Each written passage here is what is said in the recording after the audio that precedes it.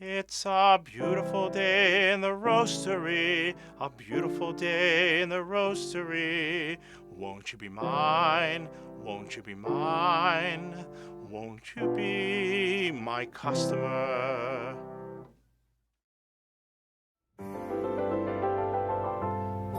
Welcome to Chazzano's neighborhood. Let's explore the world of coffee. But first, let's get more comfortable.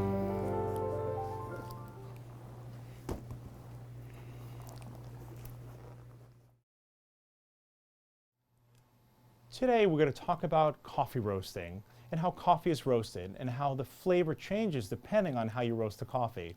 My roaster roasts 1 to 12 pounds every 12 to 18 minutes, and depending on the ambient temperature of the room, temperature outside, how quickly I get to a certain temperature, how slowly, the volume at which I'm roasting, the altitude at which the coffee grew, my palate, and also the application. Is it for an upscale Italian restaurant or is it for a college town cafe?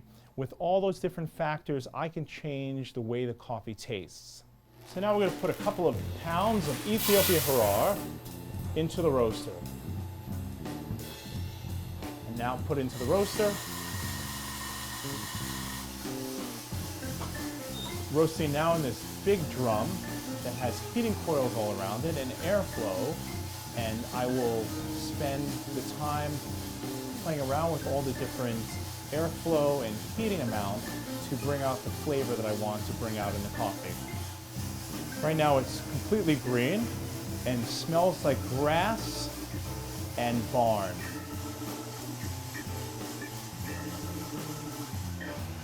So now it's in the yellow phase, and this particular coffee tastes peppery, smells peppery, a little bit like basmati rice. It's completely changed, but it's not yet ready.